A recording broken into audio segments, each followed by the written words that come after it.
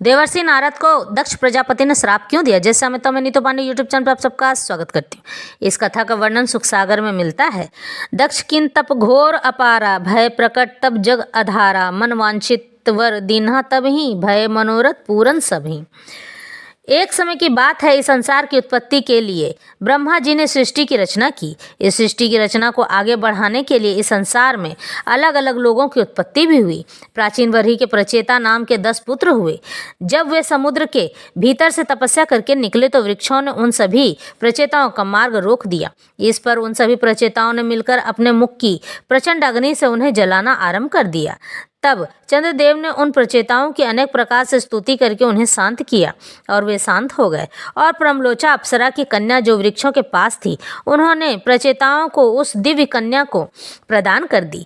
तब भगवान विष्णु ने आकाशवाणी में कहा, हे प्रचेताओं, तुम सब जाकर इस दिव्य कन्या से विवाह कर लो और अपनी संतान को उत्पन्न करके इस सृष्टि को आगे बढ़ाओ। प्रचेताओं ने भगवान विष्णु के आदेश का पालन किया।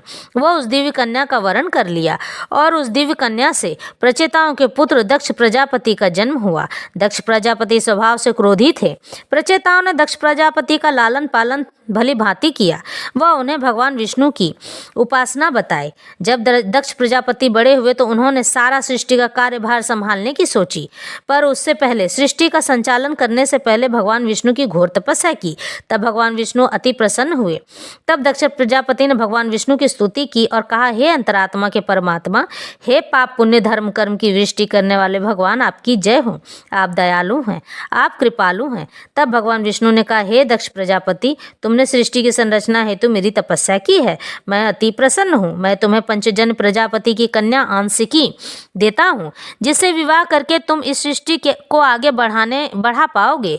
तब दक्ष प्रजापति ने आंशिकी से विवाह करके 10,000 पुत्र उत्पन्न किए, जो कि व्यवहार में सभी एक समान ही आज्ञाकारी थे।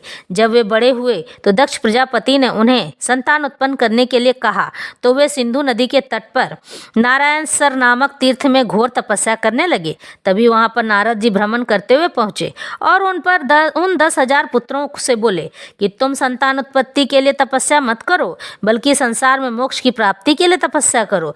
तब उन सभी पुत्रों ने भगवान विष्णु की तपस्या करके मोक्ष प्राप्त कर लिया।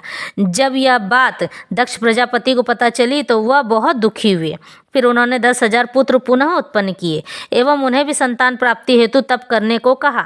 देवर्षि पुनः दक्ष पुत्रों के पास जाकर उन्हें संतान उत्पत्ति हेतु तपस्या न करने के लिए कहते हैं एवं मोक्ष की प्राप्ति हेतु तपस्या करने के लिए कहते हैं। 10,000 पुत्रों ने ऐसा ही किया और मोक्ष को प्राप्त हो गए।